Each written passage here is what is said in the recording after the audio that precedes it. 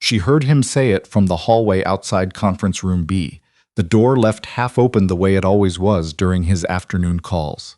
6 words. She counted them, not because she needed to confirm what she'd heard, but because her hands had gone still around the thermos and she needed something to do with her mind while the rest of her caught up. She'll be fine. She'll figure it out. Everett Crane said it the way he said most things, without cruelty, without particular emphasis, without once seeming to register the weight of what he'd just dismissed. She heard Archer's voice then, something careful and low, and then Everett again. She knows where I am. If she stops coming, she stops coming. Nola stood in that hallway with the lavender honey latte she'd made before dawn, still warm in its brushed steel thermos, and she waited to feel the bottom drop out of her. She'd braced for it, the hot rush of tears, the clench in her chest, the particular shame of a woman who has given more than was asked and finally found the invoice.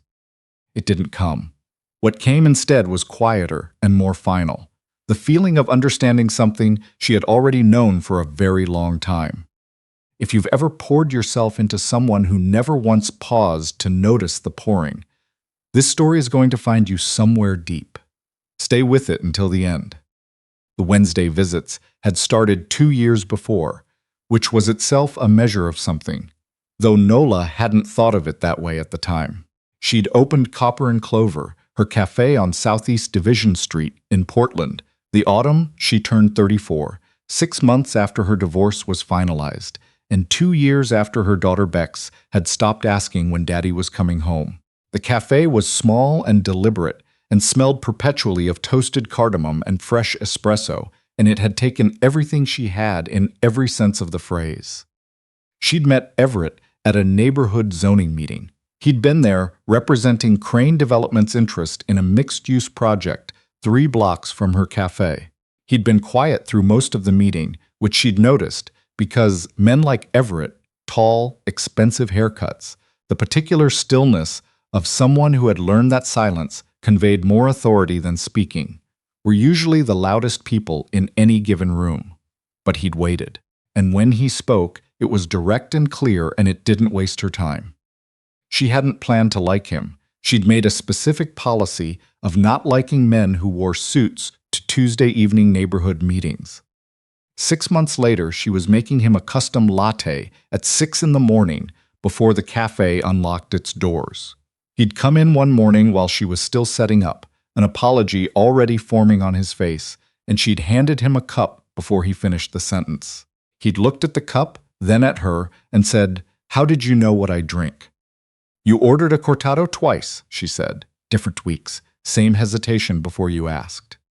He'd looked at her in a way that made her feel slightly off balance. "You remember everyone's order?" "I remember the ones that mean something to the person ordering." After that, he came in every Wednesday, not always at the same time. His schedule was impossible by his own description and probably by design, but every Wednesday, without exception, he came. And after a while, she started making his latte before she saw him through the window, kept it warm beside the machine, because she knew. They married 2 years into it, a small ceremony in his backyard in Lake Oswego. Bex wore a yellow dress with a grass stain on the hem before the ceremony even began, which Nola chose not to stress about because Bex was 7 and grass stains were evidence of living. Everett had gotten down on one knee to talk to Bex first, not to propose, just to explain that he wanted to be part of their family if she'd let him try. Bex had looked at him with the frank assessment of a child who had learned early that adults often said things they didn't mean, and asked him what his favorite dinosaur was. He said Brachiosaurus without hesitating. She said he could stay. For the first year, Nola thought, "This is it. This is the version of a life I was building toward." He wasn't warm in the traditional sense. Everett Crane didn't bring flowers without a reason, didn't say things just to hear himself speak. But he showed up. He made Bex's lunch when Nola had an early delivery. He came to the school play and sat in the 3rd row, and afterward he told Bex, correctly, which 2 lines she'd delivered best. He was present in the way that mattered, which Nola had learned to value over 1,000 prettier gestures that added up to nothing. and then gradually he wasn't. It was never one moment. It was the Wednesday latte she started bringing to his office because he'd stopped making it to the café. It was Bex asking on a Thursday night why Everett hadn't come to dinner again, and Nola saying he was busy with a project, and Bex nodding with the careful neutrality of a child who was already learning not to expect things so they couldn't be taken away. It was the way his phone lit up constantly on the nightstand, and when she reached across the bed at 2 in the morning, his side was already cold and undisturbed, and she couldn't remember the last time she'd fallen asleep while he was still next to her. She'd started bringing the Wednesday latte to his office building 8 months ago. The Crane Development Tower was 30 minutes from the café, downtown on the waterfront, and she'd park in the garage and carry the thermos up through the marble lobby and wait for Archer. Everett's assistant, a meticulous man in his early 30s who communicated primarily in careful understatement, to wave her through. Sometimes Everett came down. Sometimes she waited in the lobby for 45 minutes, and then Archer appeared with an apologetic expression and said something about a call running long, and she'd leave the thermos at the front desk and walk back to her car. She'd stopped mentioning it to anyone. That was the detail, looking back, that should have concerned her. Because Nola was not someone who went quiet. She was someone who'd argued zoning law with a city councilman at 11 at night and won. She was someone who'd built a business from a commercial mixer and 3 months of personal savings, and a stubbornness her mother called a personality flaw, and her accountant called an asset. She was, fundamentally, someone who said the thing that needed saying. But with Everett, she'd started going quiet, not out of fear, out of something worse, the slow, creeping knowledge that saying the words out loud would only confirm what she was already beginning to understand. That she had become optional. The Wednesday she overheard him was not a special Wednesday. She hadn't arrived with expectations. She'd made the latte at 5:40 that morning, the lavender honey blend she'd developed specifically for him, the one that took 45 minutes to steep because she used whole lavender buds and raw comb honey from a farm in Yamhill County, and she'd sealed it in the thermos and run her morning and then driven downtown.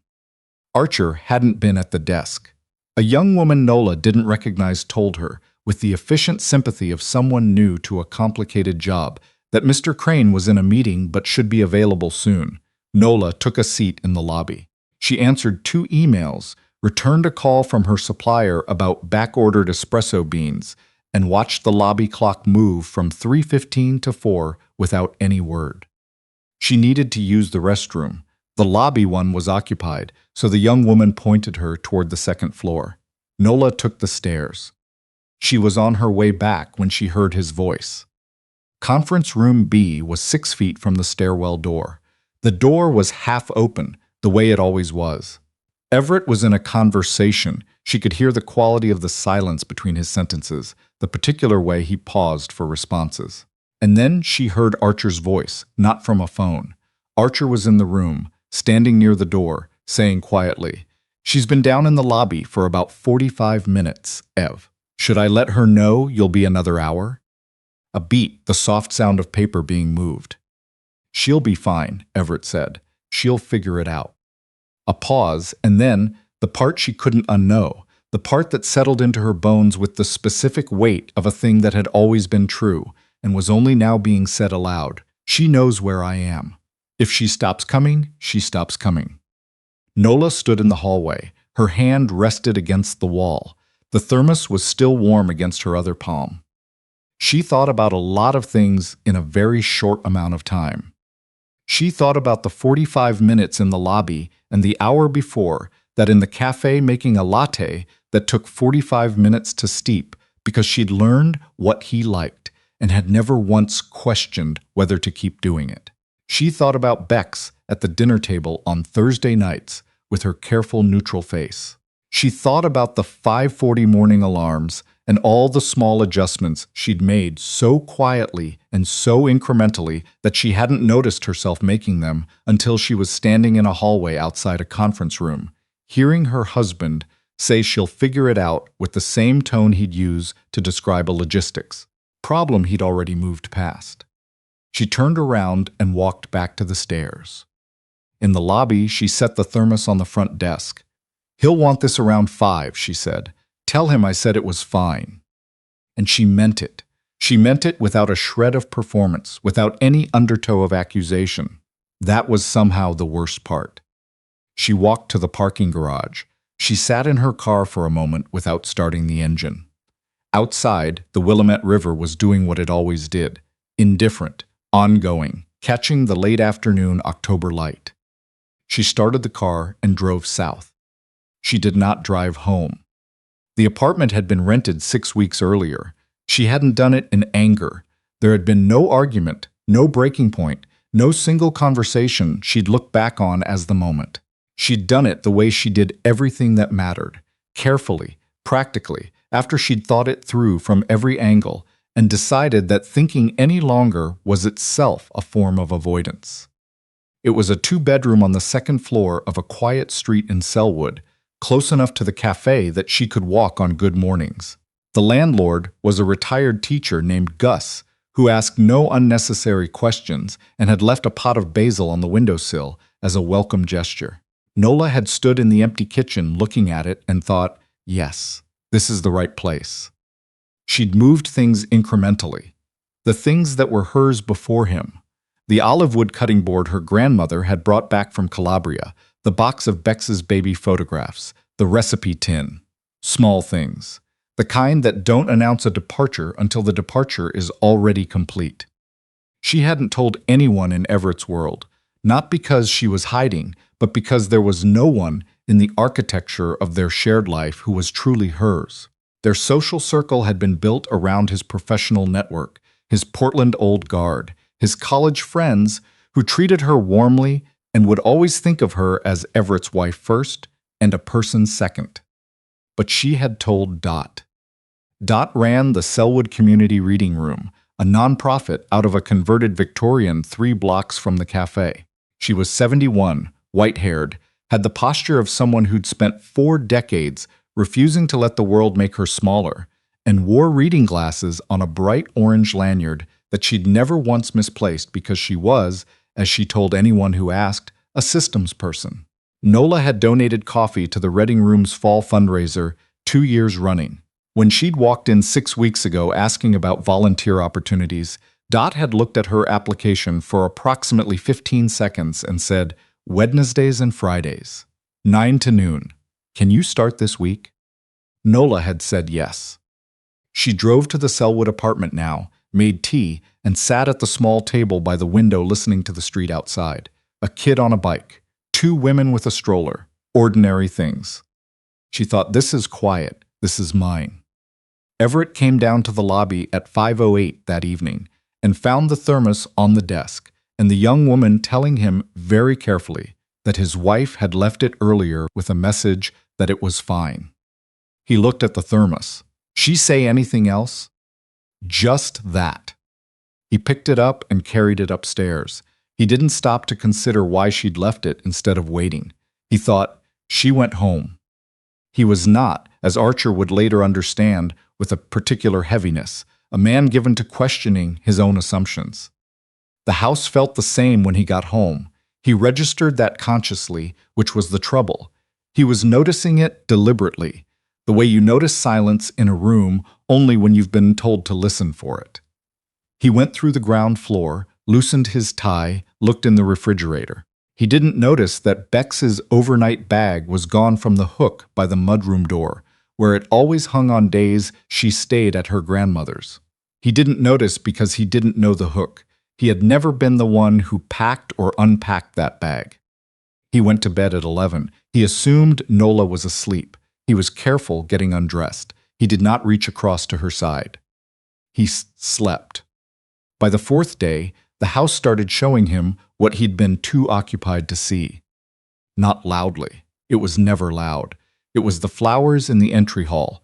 Nola replaced them every 5 days, had done so since the week she moved in, had never once mentioned that she did it, beginning to drop petals onto the table.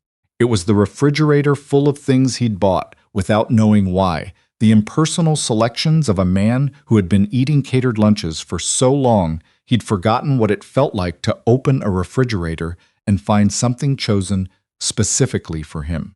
It was Beck's not coming home Thursday evening, and when he texted Nola about it, the first time he'd texted her since she'd left the thermos, she'd replied simply, "She's with me. She's fine."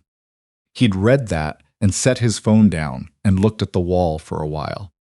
His housekeeper, a woman named Trudy, who had worked for him for 6 years and survived his professional chaos through a policy of thorough neutrality, lasted 5 days before she broke. She found him on the 5th morning standing in the kitchen with a cold cup of coffee looking at nothing. She said without preamble, because she was 63 years old and had decided she was too old to pretend she hadn't seen what she'd seen. She planned this. Everett turned around slowly. "Mrs. Crane," Trudy said. "She planned this. She wasn't angry when she left. She was finished." She paused. "The cutting board, Remsitfitin, and the photographs of Bex as a baby. Those went first maybe a month ago. I noticed. I didn't say anything because it wasn't my place. But I think you should know it wasn't a reaction." She thought about this for a long time. Everett set down the cold coffee. He looked at it. Then he said very evenly, "Thank you, Trudy." She left. He stood in the kitchen alone and thought about the recipe tin. It had sat on the second shelf of the pantry since the day Nola moved in, a dented olive green thing with a clasp that didn't fully close, stuffed with handwritten index cards in her grandmother's script. He had opened it once, looking for a rubber band, and she'd appeared in the pantry doorway and said, "That's not where the rubber bands live," and he'd laughed and she'd laughed, and he'd thought, obscurely, that the existence of that tin made the house feel inhabited in a way nothing he'd ever chosen for it had. The tin was gone. He understood then, with the cold specificity of a man who dealt in foundations for a living, that what he was standing on had not been as solid as he'd believed. Archer came to his office the following Monday morning without being called, which was itself significant, because Archer operated on a precise system of summons and had not once in 4 years arrived at a meeting uninvited. "You know where she is," Everett said. "She's in Selwood, 2-bedroom apartment on Tenino Avenue. She rented it 6 weeks ago." He didn't flinch. "How long have you known?" "Since last Thursday." "You didn't tell me." "No." "Why?" Archer was quiet for a moment. Not the quiet of evasion, because Archer didn't evade, which was the primary reason Everett had kept him for 4 years. It was the quiet of a man choosing his words with the knowledge that the wrong ones would cost something neither of them could afford. "Because," Archer said, "I was in the room on Wednesday when you said what you said, and I thought maybe you needed some time to hear the house before I handed you an address you'd use to go get her before you understood what you were going to say when you got there." The air in the room changed. Everett walked to his desk and sat down. He looked at the surface of the desk, then he looked up at Archer. "Is she safe?" "Yes. She's been volunteering at the Selwood Reading Room, Wednesdays and Fridays." Archer paused. "I drove past on Friday. She was out front with a group of kids. She was laughing." A brief hesitation. "She looked fine, Everett. Really fine." Something moved across Everett's face, quick and gone. "You're telling me this because you think I should leave her alone," Everett said. "I'm telling you what I know. What you do with it is yours. But you have a position." Another pause. "I've watched you run this company for 4 years, Archer said. "I've watched you make decisions that cost things, and most of the time the math held, even when it was hard, and I respected it." He looked directly at Everett. "But I was in the conference room on Wednesday, and I watched her on the lobby feed when she came in. She'd been waiting 45 minutes, and she was still smiling at the front desk when she signed in, still smiling. And then she set the thermos down and said it was fine, and walked out, and her face." He stopped. "I don't have a position. I'm just saying I was there." The silence after that was very long. "Get out," Everett said. "Quiet, no heat." Archer left. The thermos was still on his desk. He hadn't moved it. He looked at it now, this brushed steel thing she'd carried 30 minutes across the city, And he thought about the lavender honey latte she made him. He'd told her once, in passing, so casually he couldn't even remember the context, that he'd had a version of it at a café in Edinburgh years ago and hadn't been able to find anything close to it since. She had asked 3 questions and then dropped the subject. 6 weeks later, she'd handed him a cup and said, "Tell me if I'm close." She'd been exact. He had never once asked her how long it took to make. He thought about the phrase, "she'll figure it out," and he tried to hear it the way she must have heard it, standing in a hallway, holding something she'd spent 45 minutes making before the city woke up. And what came back to him was not shame, because shame would have been easier, but something more specific and harder to name. The sound of a man who had confused constancy with permanence, who had decided that a person's steadiness meant they required nothing in return. He picked up the phone and called his attorney. "I need to understand where we stand on marital assets if Nola were to initiate a separation, both directions, tonight." A pause, the pause of a lawyer who had been waiting for this call. "Tonight," he confirmed and hung up. He didn't open the email when it arrived. He turned off the light and went home to a house that had been trying to tell him something for 5 days. And this time he listened. The first time he walked through the door of the Selwood reading room, it was a Wednesday morning in November, 2 weeks after Archer had told him where she was. He was clear with himself in the specific internal language he used when he needed honest accounting of his own motives, that this was not entirely clean. But it was also real. He had read about the reading room's funding gaps in their public filings. He had spent a Tuesday making calls. He had arranged for Crane Development's corporate giving fund to cover their lapsed school partnership for the next fiscal year, quietly, without attaching his name to it. Dot had accepted his volunteer application in under 24 hours. He'd given only his first name. She answered the door and looked at him for about 5 seconds with the frank assessment of someone who had spent 4 decades watching well-intentioned people learn what helping actually cost. "You've never done anything like this before," she said. "No. You look like you've never moved a folding table in your life." "I've moved other things." She opened the door wider. 200 donated books to sort before 10. You can start there." He sorted books. He moved tables. He did what he was told without offering suggestions, which was, for him, a more significant act of restraint than it would have been for almost anyone else. Dot noticed. She didn't say so, but he could tell by the way she stopped evaluating him and started simply directing him, which was its own form of acceptance. At 10:15, he heard her voice. He'd been kneeling beside a low shelf in the back room, organizing a collection of early readers by level.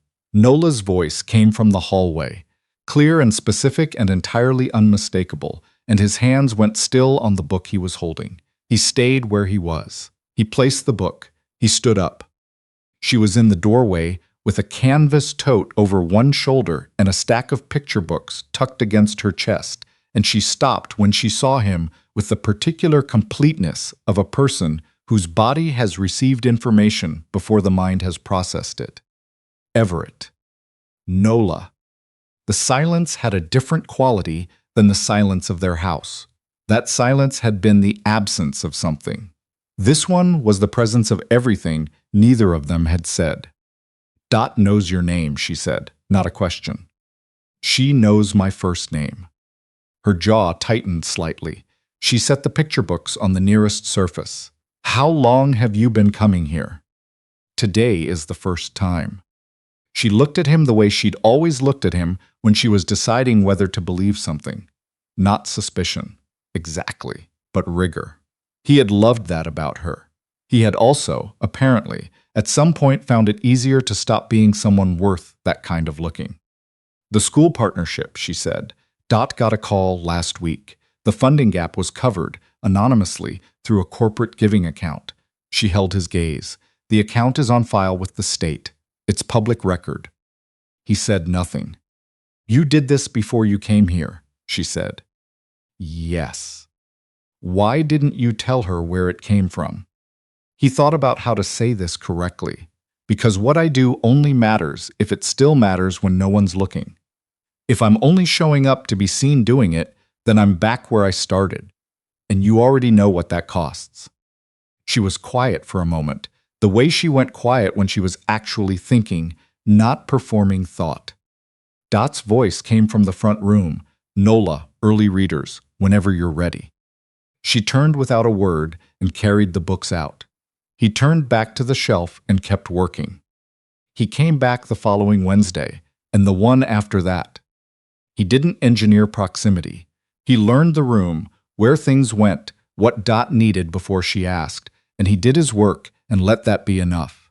He read to a group of kindergartners on Wednesday mornings who were initially baffled by him, and then, by the third week, loudly insistent about character voices. A boy named Teddy, 6 years old, strong opinions about proper turtle pronunciation, informed him gravely that his narrator voice sounded like a substitute teacher, and would he please try again? He tried again. Teddy gave a reluctant nod. Nola worked the reading corner with a group of adult learners, mostly in their 60s and 70s. She was patient with them in a way that had nothing to do with forbearance. She was genuinely interested. He could see that from across the room.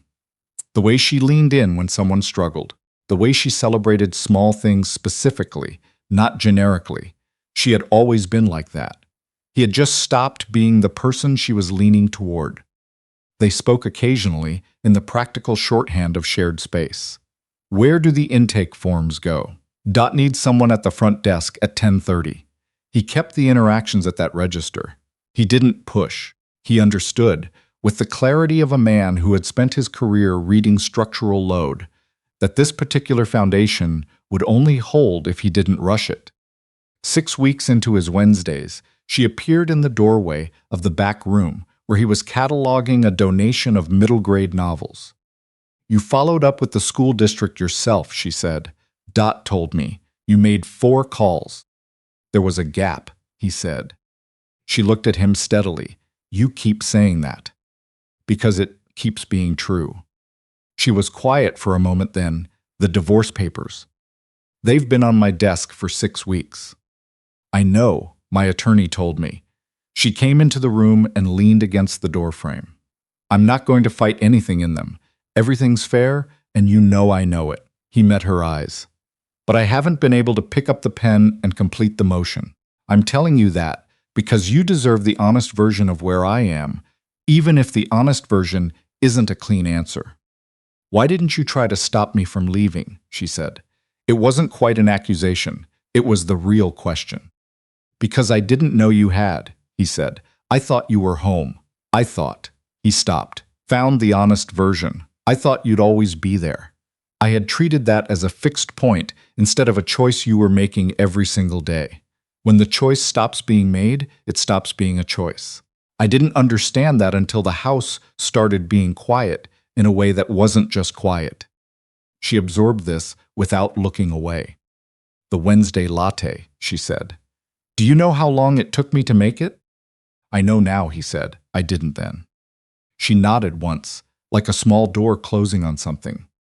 "Come help me with the intake forms," she said, and turned and walked back to the front room without waiting for his answer. He followed. They worked side by side for 2 hours that afternoon, the particular quiet of people who have said the hardest things, and found themselves, somewhat unexpectedly, still in the same room.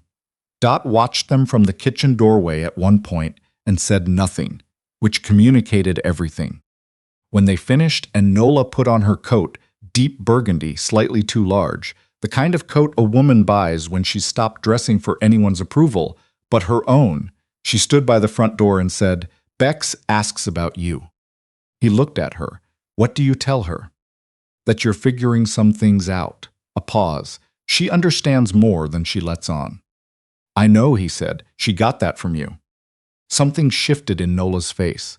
Not softness exactly, something more considered than that. "The papers," she said. "I haven't signed mine either." He went very still. 11 weeks, she said. "My attorney keeps sending reminders." She looked at the door, then back at him. "I told myself I was waiting to be certain, but I think what I was actually doing was waiting to see who you were when there was nothing in it for you. No outcome to control, no position to gain. She met his eyes. Anyone can show up for a month. I know, he said, a month isn't long enough. No, she held his gaze, it's not, but it's a start. She pushed open the door and stepped out into the November cold. He followed, and they stood on the sidewalk of a quiet Selwood Street with the sound of the neighborhood doing its ordinary late afternoon things around them. She reached into her bag and held out an envelope. He recognized it by weight before he'd fully seen it. He took it, didn't open it. It's still unsigned, she said. I want you to take it back. He looked at her. I'm not saying we go back to what we had, she said. Her voice was steady in the way of someone who has found solid ground after a long time of uncertain footing. We can't. That version is gone. But I've been watching 10 weeks of something that wasn't built to impress me. Watching what you do when you think no one who matters is paying attention. She stopped, reorganized. I think there might be something worth finding out. On the other side of this, if you want to find it. He looked at her for a long time. He thought about a Wednesday morning 2 years ago when he'd shown up at her café before it opened, and she'd had a cup ready before he'd finished apologizing for the hour. He thought about 8 months of lavender honey lattes carried 30 minutes across the city. He thought about 6 words spoken in a conference room and what it had cost both of them, her to hear them, him to have said them without once stopping to understand what they meant. He put the envelope in his inside coat pocket. She watched him do it. One thing, he said. She waited. If I'm becoming background again, if I'm something you're accommodating rather than someone you actually have, say it directly. Not because I need protecting from it, because I'd rather know. She held his gaze for a long moment. That's what I needed from you 2 years ago. I know, he said. I'm asking for it now because I finally understand what it costs when it isn't there. She considered this. And if you check your phone at dinner, I won't. I'll take it and put it in the kitchen until dessert. That's fair, he said. She almost smiled. The beginning of one, the particular almost smile of a woman who is not ready to give it all the way yet, but can feel it waiting just behind everything else. She looked at the street. He didn't reach for her hand. He thought about it, the old habit of it, and he stopped himself, because the old habit belonged to the man who had treated her presence like infrastructure. He was trying to build different habits. Sometimes that meant holding the impulse until the impulse was earned. Half a block later, Nola's hand found his. Not dramatically, not announced, just her hand, settling into his the way it always had, the familiar specific weight of it, unchanged by the apartment in Selwood and the thermos left on a lobby desk, and 11 weeks of unsigned papers, unchanged by all of it. He held on. They walked past the café with its warm amber windows and the smell of coffee drifting through the walls, past the corner where Bex had once argued for 20 uninterrupted minutes that the yellow house was actually gold, and there was a difference, and everyone needed to acknowledge it, past all of it, into the early dark of a November evening that didn't care what it had cost them to get here. Nola looked up at the bare maple tree at the end of the block, branches stripped clean and reaching into the pewter sky. It'll be full in April, she said. He looked at it. He thought about what that meant, the patience required to trust a bare tree, to believe in what isn't visible yet. He had not been a patient man. He was learning. It's a good tree, he said, which was not the right thing to say, and she laughed, a small, unguarded laugh, the laugh of a woman who was not performing anything for anyone, and the sound of it moved through him like something he'd forgotten he was hungry for. They stood there for a moment, the tree, the street, the ordinary ongoing fact of 2 people deciding to keep going. Then they walked home.